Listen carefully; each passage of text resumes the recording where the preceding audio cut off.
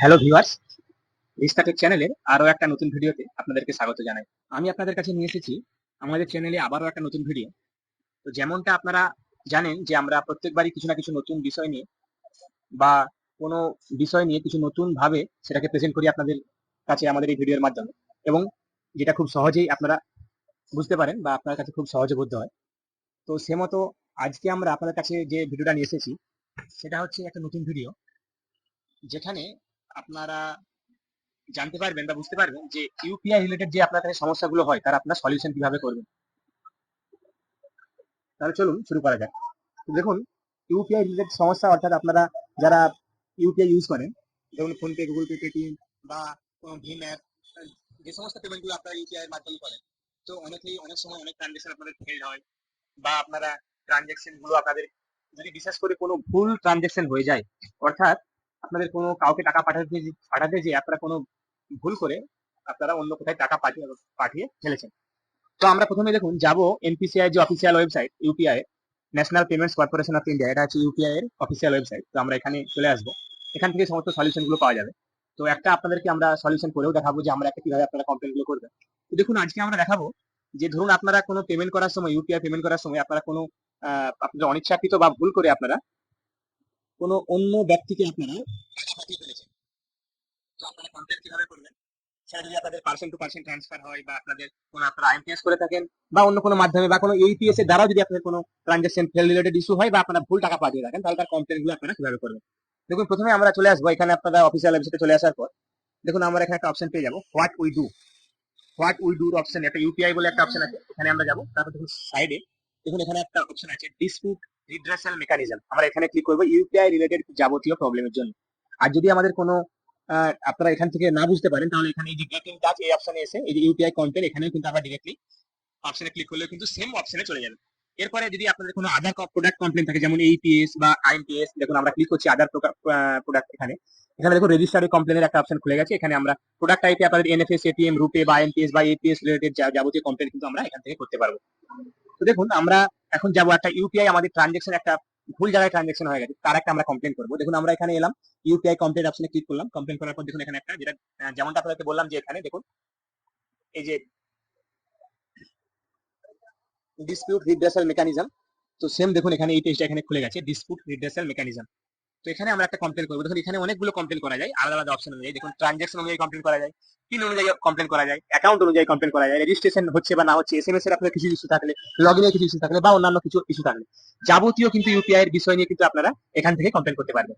তো আমরা যেহেতু একটা ট্রানজাকশন রিলেটেড কমপ্লেন করবো, যে আমাদের একটা ভুল ট্রানজাকশন হয়ে গেছে, তাই আমরা এখান থেকে কমপ্লেনটা করবো। ট্রানজাকশনে ক্লিক করলাম, ক্লিক করার পর প্রথমে আমরা এখানে সিলেক্ট নেচার অফ ট্রানজাকশন, কি ধরনের ট্রানজাকশন সেটা আমরা এখান থেকে সিলেক্ট করে নেবো। পার্সন টু পার্সন বা পার্সন টু মার্চেন্ট, ধরুন আপনারা যদি কোনো দোকানে গিয়ে পেমেন্ট করে থাকেন বা কোনো মার্চেন্টের কিউআর কোডে পেমেন্ট করে থাকেন, তাহলে আপনারা এখানে ক্লিক করবেন। আর যদি আপনারা কোনো নাম্বার দিয়ে পেমেন্ট করে থাকেন, তাহলে কিন্তু আপনারা এখানে ক্লিক করবেন পার্সন টু পার্সন ট্রান্সফার। এরপরে আপনারা ইস্যু টাইপে সিলেক্ট করবো কি ইস্যু হয়েছে, যে amount debited but not credited two beneficiary account, যে আপনাদের অ্যামাউন্ট আপনাদের কাছ থেকে কেটে গেছে কিন্তু আপনাদের যে বেনিফিশিয়ারি যে আপনি তাকে পাঠাচ্ছিলেন তার অ্যাকাউন্টে ক্রেডিট হয়নি, সেটা হলে এটা সিলেক্ট করবেন। Transaction fail but amount debited, ধরুন আপনার ট্রানজাকশনটা ফেল হয়ে গেছে এবং তার সঙ্গে সঙ্গে আপনার অ্যামাউন্টটাও কেটে নিয়েছে, সেটা হলে এখানে ক্লিক করবেন। Incorrectly transfer to another account, এটা হচ্ছে ভুলবশত আপনাদের অন্য কারো অ্যাকাউন্টে ট্রান্সফার হয়ে যাওয়ার জন্য এইখানে ক্লিক করবেন। তো আমরা যেহেতু এখানে ভুলবশত, তাই আমরা এটা সিলেক্ট করবো। এখানে আরো অন্য কোনো অপশন আছে, ট্রানজাকশন টাইম আউট হয়ে যাওয়া, কোনো ফ্রড ট্রানজাকশন হওয়া, ট্রানজাকশন পেন্ডিং থাকা, নট পারমিটেড থাকা, ডিক্লাইন হওয়া বা এক্সিড হওয়া, এই সমস্ত ট্রানজাকশন গুলো কিন্তু এখানে আপনাদের আলাদা আলাদা ইস্যুগুলো দেওয়া আছে। তো আপনারা আপনাদেরটা সিলেক্ট করবেন, আমরা এই 3 নম্বরটা সিলেক্ট করবো, যেহেতু আমাদের টাকাটা ভুল করে অন্য অ্যাকাউন্টে চলে গেছে। এরপরে এখানে আমাদের ইস্যুটা আমরা ব্রিফ করতে হবে, যে আপনাদের কি হয়েছে, 500 ক্যারেক্টারের মধ্যে এখানে ব্রিফ করতে হবে। এবং এটা আমরা ব্রিফ করবো তার আগে আমরা এখানে দেখুন যে ট্রানজাকশন আইডি গুলো আছে, তো সেগুলো আমরা এখানে দিব, যেগুলো আপনার ট্রানজাকশন আইডি আপনারা যে যে অ্যাপ থেকে ট্রানজাকশন গুলো করেছিলেন, সেখানে কিন্তু আপনারা আপনাদের ট্রানজাকশন আইডি গুলো পেয়ে যাবেন। তো সেখান থেকে দেখে আমরা আমাদের ট্রানজাকশন গুলো ট্রানজাকশন আইডি গুলো দেখে নেব। ট্রানজাকশন আইডিটা দেওয়ার পর আপনার যে পেমেন্টটা আপনাদের ব্যাংক থেকে গেছে, সেই ব্যাংক আপনারা এখানে সিলেক্ট করে নেবেন। ধরুন আপনাদের ফোন পের সঙ্গে যে ব্যাংকের লিঙ্ক ছিল এবং যেখান থেকে আপনি টাকাটা পাঠিয়েছেন, সেটা এখানে সিলেক্ট করে নেবেন। তারপর সিলেক্ট করে নেব। তারপরে এখানে অ্যামাউন্টটা দেবো, যে কত টাকা পাঠানো হয়েছিল। তারপরে ডেট অফ ট্রানজাকশন সেটা এখানে দেবো। দেখুন ট্রানজাকশন আমাদের কালকে হয়েছিল। এখানে একটা ইমেল আইডি দেবো। এখানে আমরা ব্রিফলি কিছু একটু কমেন্টসে টাইপ করে দেবো। দেখুন এখানে আমরা ব্রিফলি টাইপ করে দিলাম এখানে কমেন্টস এর জায়গায়। তো এরপরে আমরা এখানে শুধুমাত্র ইমেল আইডিটা এখানে দেবো। আপনারা আপনাদের ইমেল আইডিটা এখানে দেবেন।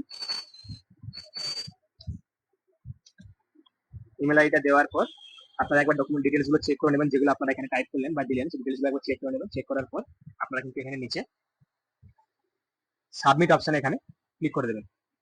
তো এরপরে আমরা এখানে সাবমিট অপশনে ক্লিক করবো।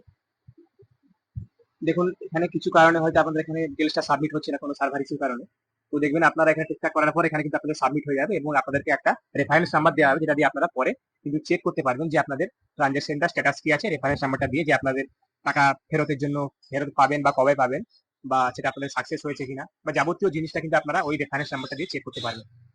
তো এই ওয়েবসাইট থেকে কিন্তু আপনারা, যেমনটা আপনাদেরকে বললাম, আপনারা সেম ভাবে আপনারা ইউপিআই রিলেটেড যে কোনো সমস্যা বা এইপিএস রিলেটেড যে কোনো সমস্যা বা যাবতীয় সমস্যাগুলো সমাধান কিন্তু আপনারা এই ওয়েবসাইট থেকেই করতে পারবেন। তো যারা যারা আশা করি পুরো ভিডিওটা দেখলেন তারা হয়তো বুঝতে পারলেন যে আপনারা ট্রানজাকশন ফেল হলে বা ট্রানজাকশন আপনাদের ভুল জায়গায় করা হয়ে গেলে তাহলে আপনারা কিভাবে আপনাদের কি করতে হবে। আশা করি আপনাদের ভিডিওটা ভালো লেগেছে। যারা যারা আমাদের চ্যানেলটা এখনো সাবস্ক্রাইব করেনি তারা চ্যানেলটা সাবস্ক্রাইব করুন, তার সঙ্গে সঙ্গে বেল বাটনটাও প্রেস করুন, যাতে করে আমরা যখনই কোনো নতুন বা নতুন টপিক নিয়ে কোনো ভিডিও আপলোড করবো তার নোটিফিকেশন যেন সঙ্গে সঙ্গে আপনার কাছে পৌঁছে যায়। তার সঙ্গে সঙ্গে আপনারা ভিডিওটাকে শেয়ার করুন, লাইক করুন, কমেন্ট করুন। আমি আপনাদের কাছে আবারও কোনো নতুন টপিক, নতুন কন্টেন্ট বা নতুন